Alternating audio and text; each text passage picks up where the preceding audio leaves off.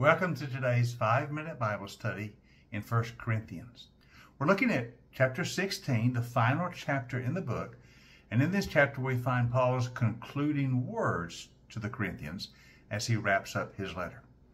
Now, he's told them that he is planning to come and visit them soon. Today, we're going to start reading at verse 5, and he talks about his plans to come, his travel plans. Notice he says, "After I go through Macedonia, I will come to you, for I will be going through Macedonia." Now keep in mind, Macedonia is the northern part of Greece. Corinth is located in the southern section of that nation. So Paul says, first I'm going to travel through the Macedonian church. I've established several churches there. I want to visit them, and then I'll come to you.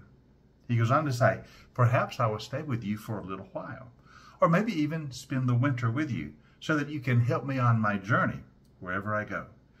For I do not want to see you now and make only a passing visit. I hope to spend some time with you if the Lord permits. So he wants to have a lengthy visit, probably planning on wintering there. He says they're going to help him on his next journey. His next journey, he's already indicated to them, is to Jerusalem, taking that relief collection. Then after that, he is planning on going west. Hopefully he wants to go to Rome and then to Spain. That's what's in his mind. I will stay at Ephesus until Pentecost. Now, that lets us know while he's writing this letter, he is currently at Ephesus. It then was called the province of Asia Minor, what is today Turkey. He has had a long and effective ministry at Ephesus.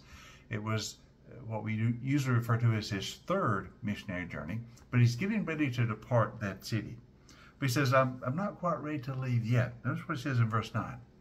For a great door of effective work has been opened to me, and there are many who oppose me. You notice two things are going on at Ephesus. First, he was having a great ministry. Gospel was expanding. The church was growing. People were converting. And not only in Ephesus, they were all over the province of Asia Minor. Great work was being done. But also, there was tremendous opposition. He says, there are many who oppose me. You might recall that when we were looking at chapter 15, he had also mentioned the opposition he had in Ephesus.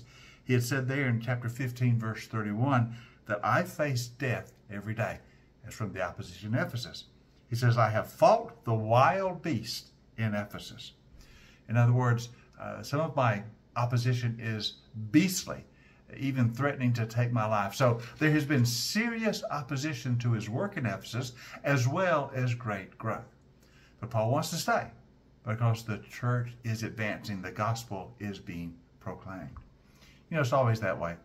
Whenever the gospel is going forward, whenever the kingdom of God is advancing, whenever the church is growing, there will be opposition from the enemy of our souls, the devil. He opposes the work of the kingdom. And so because Paul was having that great work in Ephesus, there's also the opposition of the enemy who stirs up human leaders to oppose Paul. So both these things are going on in Ephesus. Great ministry opportunity, great open door for evangelism, but also great opposition. Paul says, I'm going to stay for a while. My work is not yet complete, but soon it will be time to leave, and then I will be coming to you. Notice what he says in verse 13. He says, be on your guard, stand firm in the faith, be courageous, be strong. That's exactly what he is doing. He's on his guard against the opposition, but he's also standing firm in his faith. He's being courageous. He's being strong and standing for the Lord. So exactly what I'm doing in Ephesus, Paul says, I want you to do in the city of Corinth. And that's a good word for us all. Let us always stand strong in the faith. Let us always be courageous in the Lord. Let us always hold our ground for Jesus because we are in him. You know, later on, Paul would write a letter to those Ephesians in which he would tell them to put on the full armor of God. And that's really what he's saying here. While he was there in Ephesus, he had put on the full armor of God. And that's what he encourages the Corinthians to do. Put on the armor of God.